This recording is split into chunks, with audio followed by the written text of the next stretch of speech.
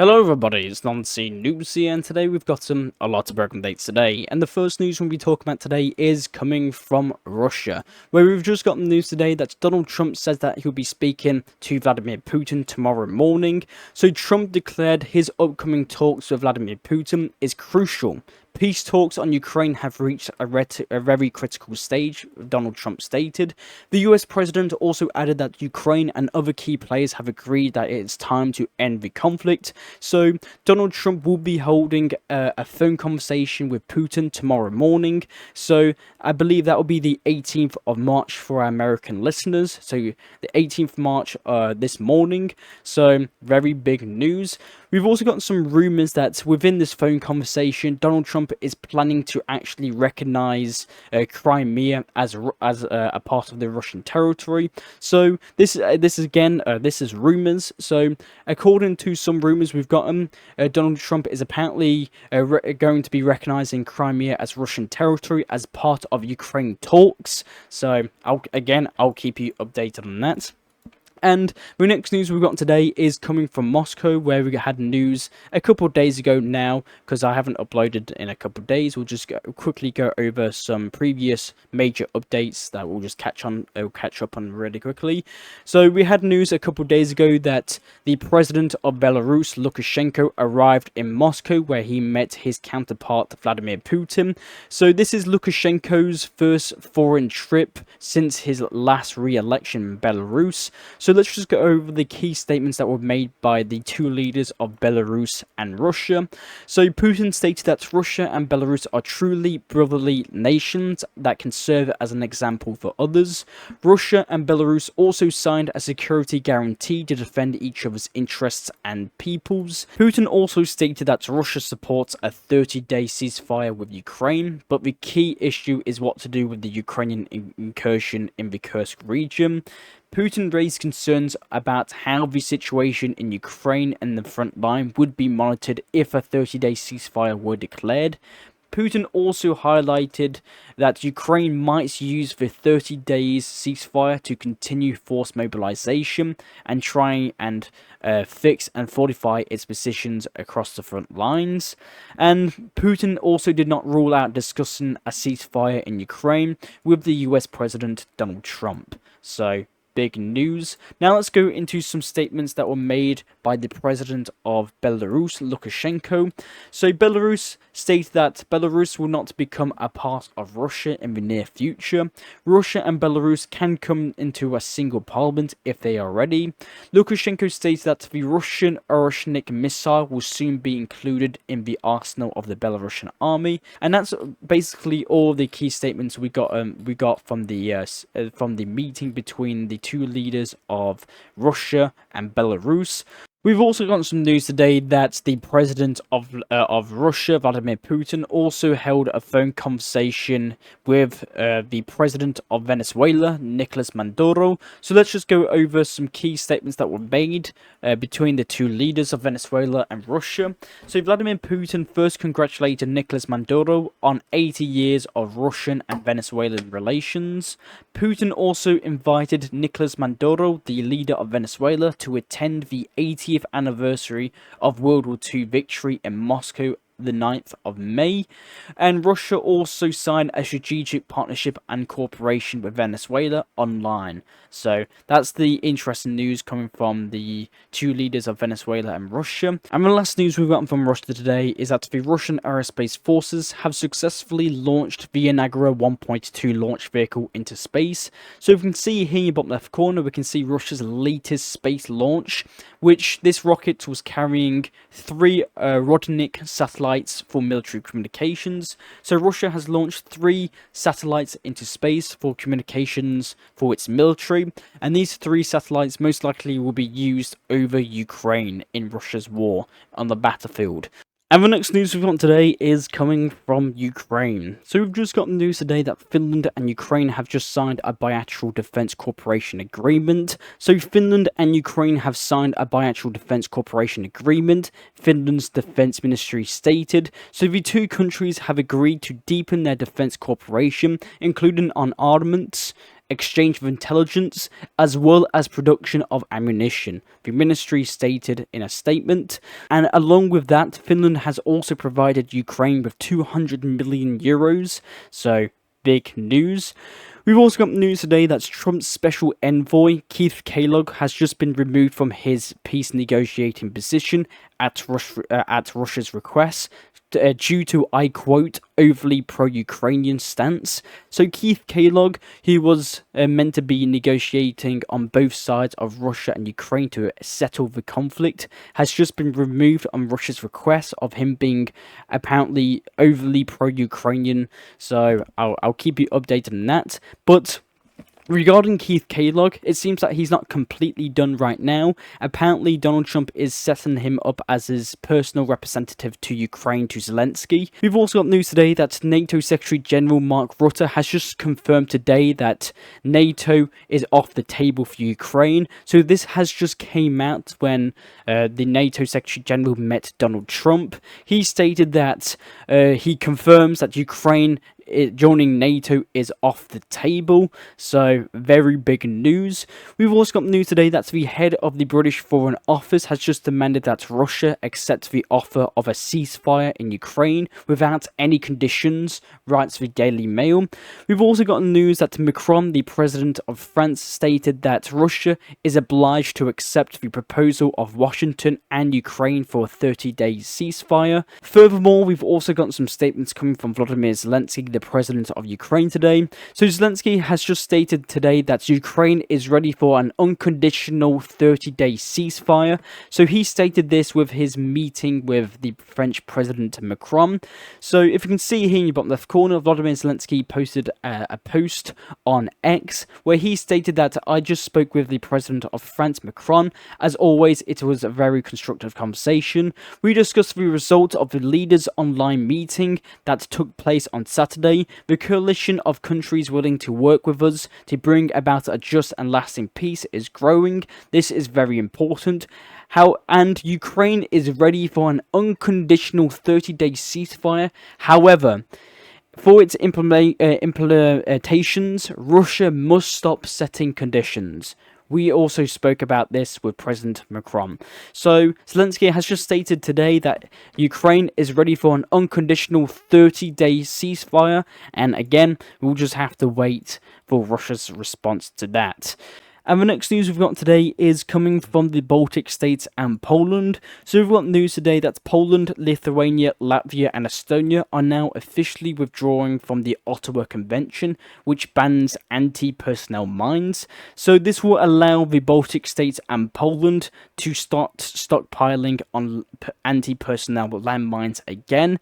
So again, I'll repeat it. Poland, Lithuania, Latvia and Estonia are now officially withdrawing from the Ottawa Convention, banning anti-personnel mines.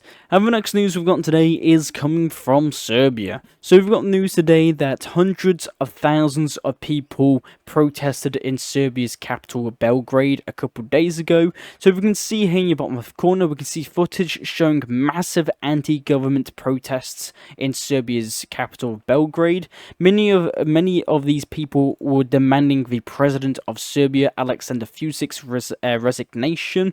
So hundreds of thousands of people descended on Serbia's capital on Saturday to protest over the deaths of 15 people in a railway station collapse. While the government put an attendance of 107,000 protesters across Belgrade, an independent monitor said 325,000, if not more, had gathered, marking it Serbia's largest protest ever. So the Novi Sad collapse, railway station collapse last November, has galvanized anger towards the government of Serbia and the president of Serbia, Aleksandar Vucic. Demonstrations blame corruption and corner cutting for the loss of life. Serbian media reports 22 people were arrested and 56 people were injured in these huge protests. And the next news today is coming from the European Union. So we've got news today that the EU has increased pressure on Russia. So according to the president President of the European Commission, von der Leyen, she stated that the EU has extended sanctions on nearly 2,400 individuals and entities. So this includes travel bans, asset freezes, and ban on funding/resources. So the European Union is increasing pressure on Russia. And while the EU is increasing pressure on Russia, Donald J. Trump is increasing pressure on the European Union. So we've got news today that Donald Trump has just slammed the EU with 50% whiskey tariff and vowed a 200% tariff on European wines and alcohols unless it's removed, claiming it would help US businesses.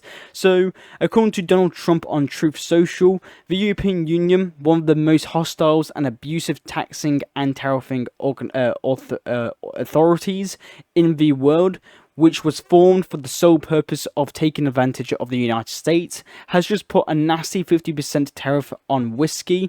If this tariff is not removed immediately, the US will shortly place a 200% tariff on all wines, champagnes, and alcoholic products coming out of France and other EU countries. This will be great for the wine and champagne businesses in the United States. So Donald Trump will be slapping perhaps a 200% tariff on European alcoholic beverages if the European Union doesn't revoke its 50% tariff on American whiskey.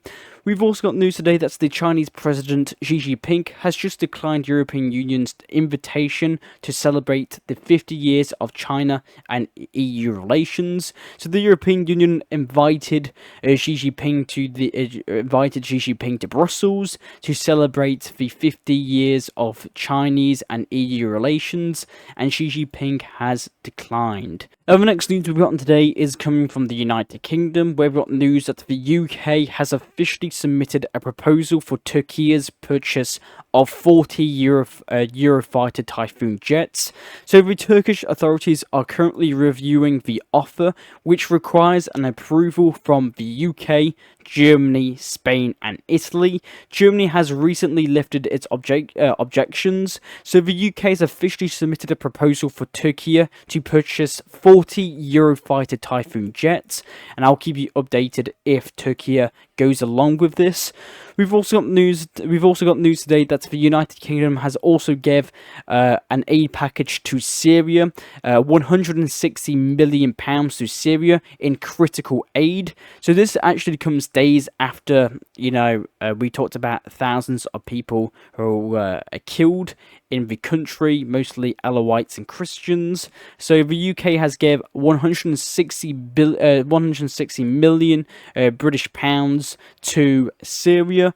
And the next news we've got today is coming from Portugal. So we've got news today that Portugal has completely cancelled plans to order F-35 fighter jets from the United States and instead will replace them with European fighters. So Portugal rejects F-35s and eyes European alternatives. So the Portuguese Defence Minister Nuno Melo announced that Portugal will not acquire F-35 fighter jets from the United States, citing geopolitical uncertainty and unpredictability in American policy.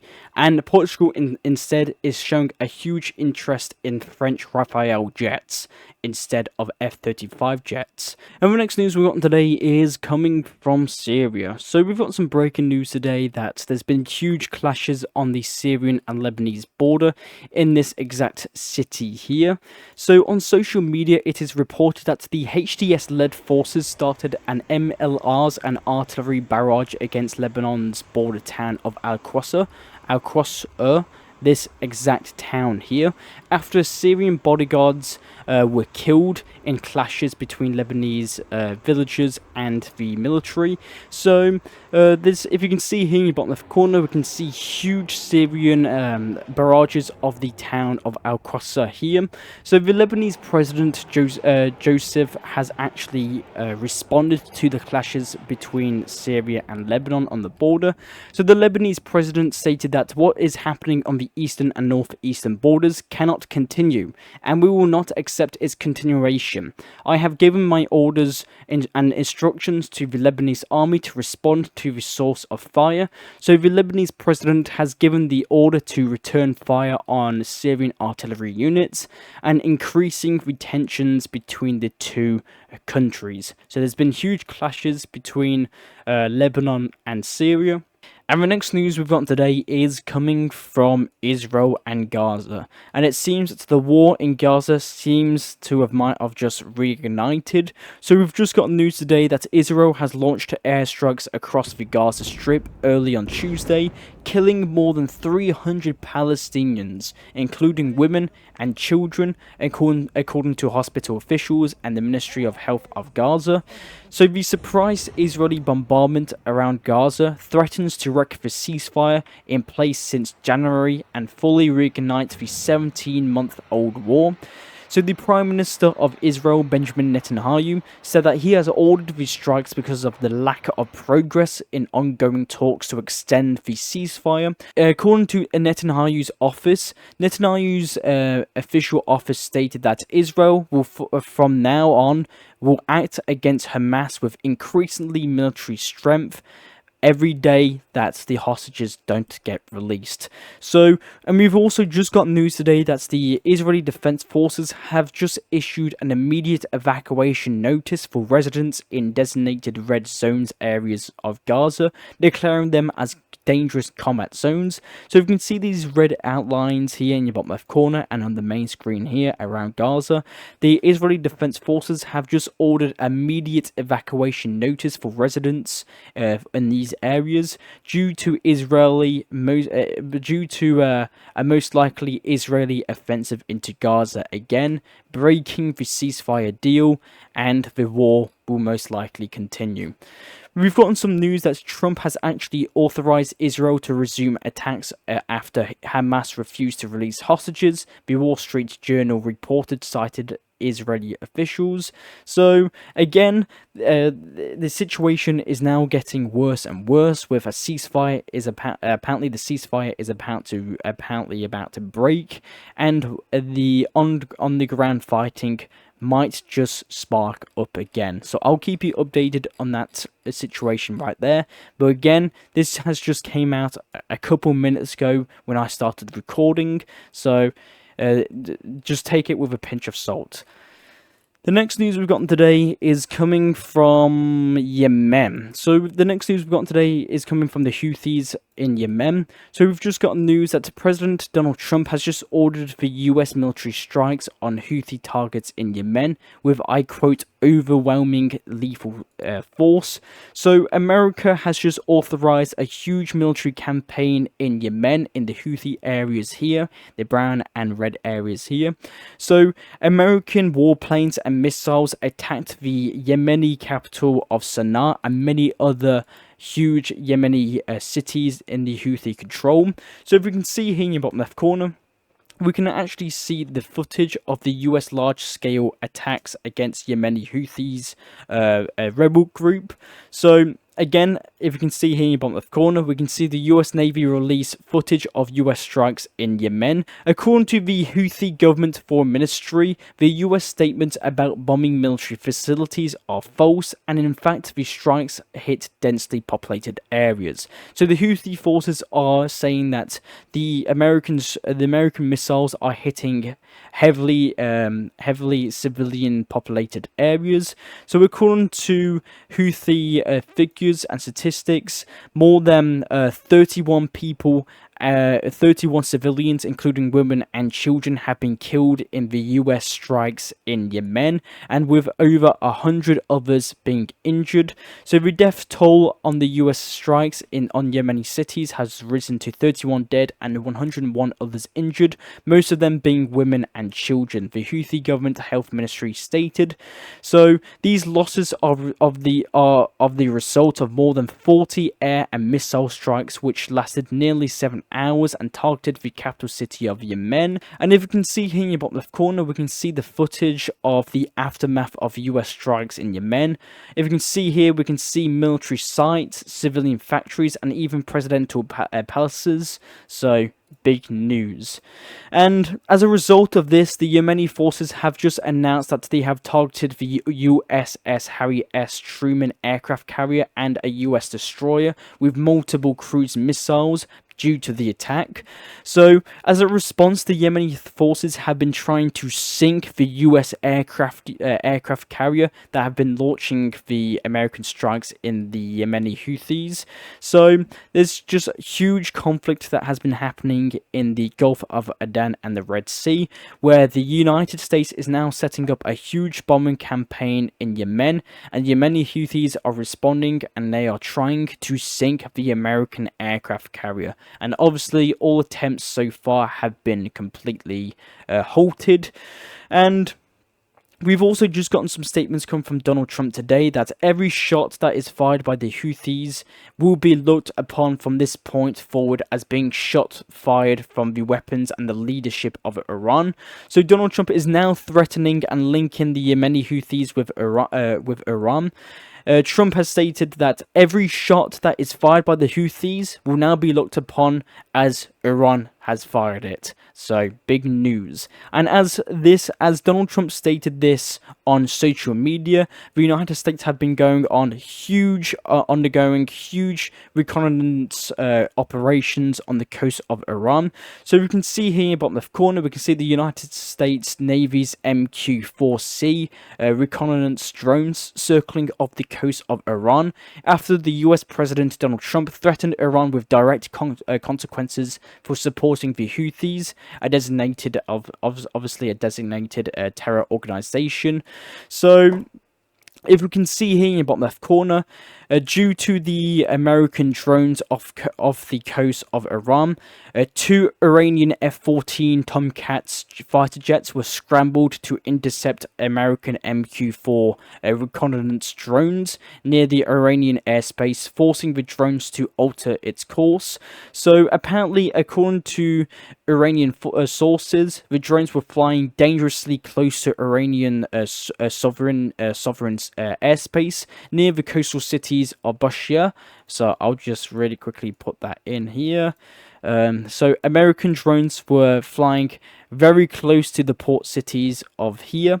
So very big news. So American and Iranian aircraft are actually now clashing in the Persian Gulf. The next news that is come today is coming from Africa, where again we've got news from Donald Trump.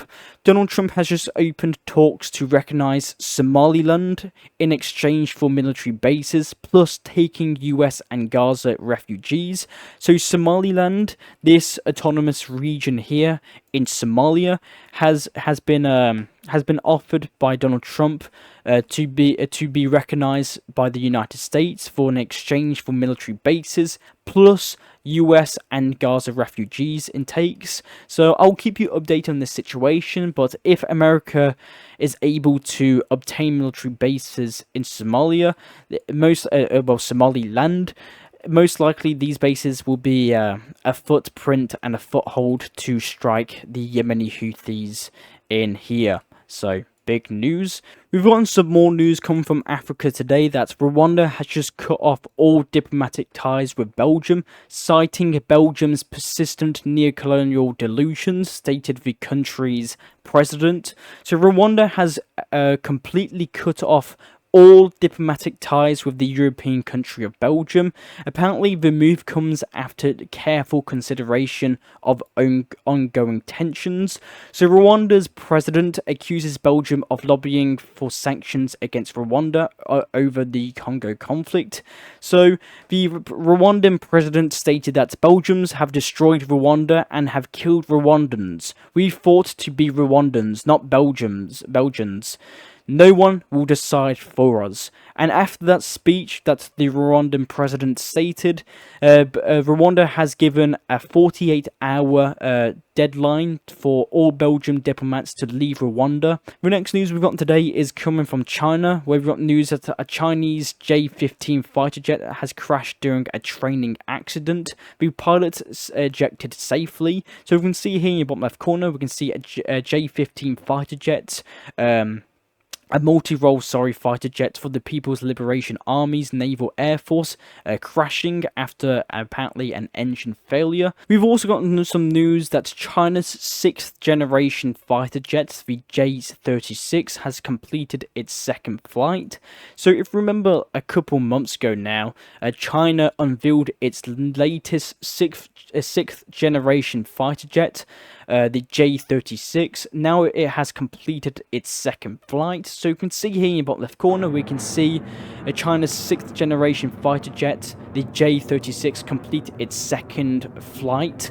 So the Chinese Liberation Army is currently testing the fighter jet to see if it's capable, and if it is, it will be put into the Chinese Air Force.